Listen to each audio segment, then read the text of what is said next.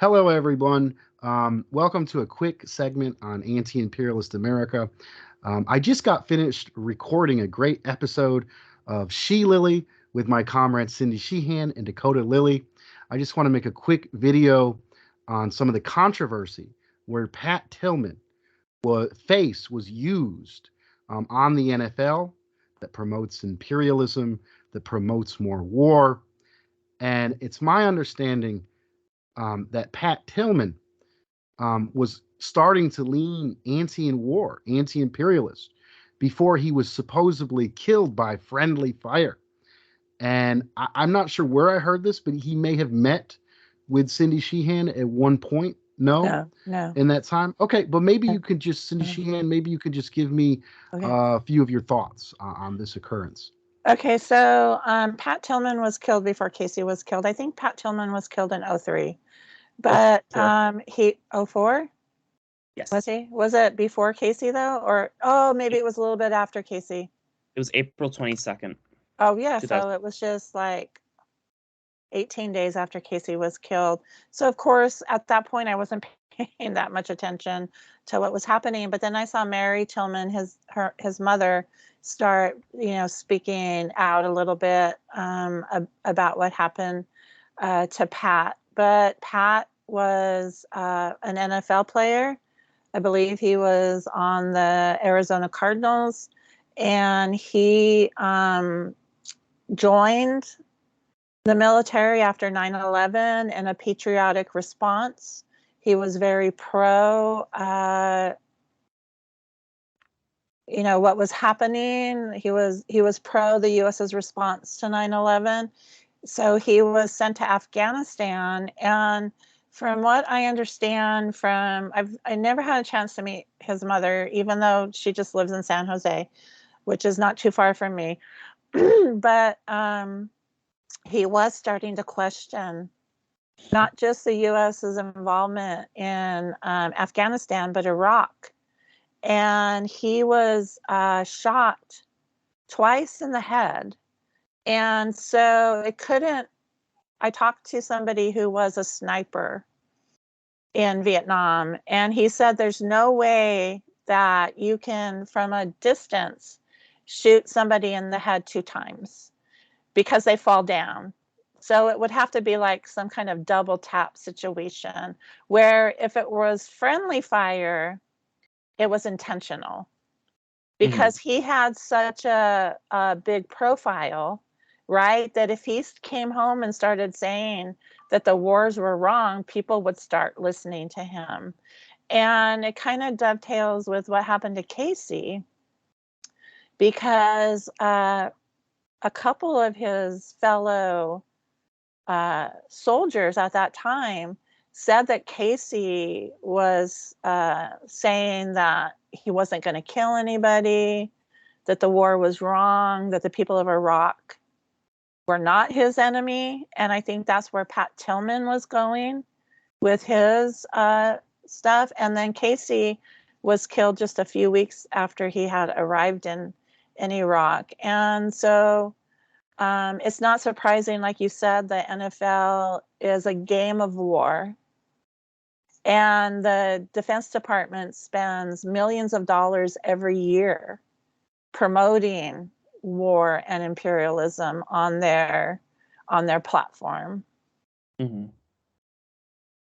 Thank you. Dakota Lilly, any quick thoughts? Yeah, I just wanted to, they knew. So at the time, the lieutenant general of the military was McChrystal, who was notorious for being very corrupt, but they approved, I have some information here, like they approved a detailed account of Tilman's death, which included the phrase, quote, "in the line of devastating enemy fire," end quote. But then the next day, he sent a confidential memo warning that it was actually friendly fire, and that was internal, but they didn't release that one. At the same time, he was shot 3 times in the head at less than 10 yards away, according to Army times. 3 yes. times. 3 times and less than 10 yards away. And also, the internal United States Central Command General was notified of a P4 memo which described Tilman's, quote, highly possible fratricide, excuse me.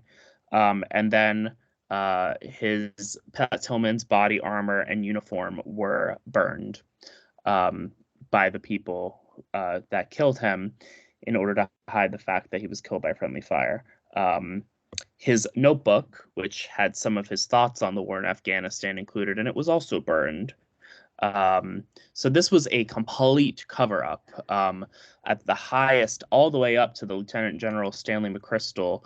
You know, they knew corrupt in and out that this was murder, quote unquote friendly fire, because of Pat Tilman's disagreement with the war in Afghanistan and the war in Iraq. They murdered him, and there's never been any sort of justice. And incidentally, the NFL is actually using it for war propaganda to this day, despite the tragic death of Pat Tilman and the way that he was killed. So it just shows how nefarious things are.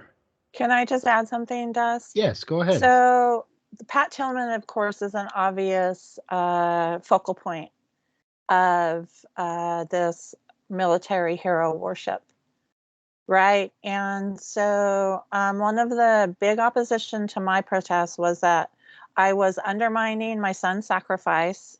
Well, he didn't sacrifice, he was sacrificed. And that's what we have to keep saying is our military, no matter why they join the military, we all know it's like this war on the poor. The recruitment is a war. And you know, you did anti-recruitment. You know, they go into poor high schools. They recruit, especially they prey upon people of color. They prey upon working class or poor men and women, we were in that situation when Casey joined the military. And then they put them up as some kind of heroes that need to be worshipped when they have been misused and abused by their leadership. And so of course, there's some people who go over there, like that one American sniper dude, Chris Kyle. They go over there and and it seems like they thrive on killing, but most of them don't want to go. They join because they want a job, they want health insurance, they want college money, you know, because of the disadvantaged situation of most young people in this country. And then they get abused and misused for profit, for control, to dominate the natural resources of an area. And so this hero worship of the troops, although I think to my dying day, I'll think Casey is a hero, but not because he was abused by his leadership. He was abused by the country that he had dedicated his life to serving. That doesn't make him a hero, not the way he died, but the way he lived his life. And I think that's what we should look at Pat Tilman too. We should look at Pat Tilman for the courage he had as a person who was notable, who went in the military for the wrong reasons, but could see with his own eyes what was going on and started to question. So the way he lived his life is what should be. They used to do in a smaller scale. They used to do in Casey's Boy Scout troop. He was an Eagle Scout. They used to give a Casey Sheehan award every year. And I used to go to the ceremony, and it would be at Casey's grave. And I would pull the young person aside and I'd say, you know, Casey, you didn't know Casey because he was 24 when he was killed. He left the troop when he was 18. I'd say he was a wonderful person. He was a great son, a great brother. a good student. He had a good sense of humor and blah, blah, blah. But because you're getting his award, I don't want you to look at him, like this person. Don't put him on a pedestal and don't think that you need to follow in his footsteps just because you're getting this award. Yeah. Thank you. Thank you both. Everyone, please go and check out the She-lilly Substack and have a good one. Thank you. Thank you, Dust. Thank you, Dakota. Thank you.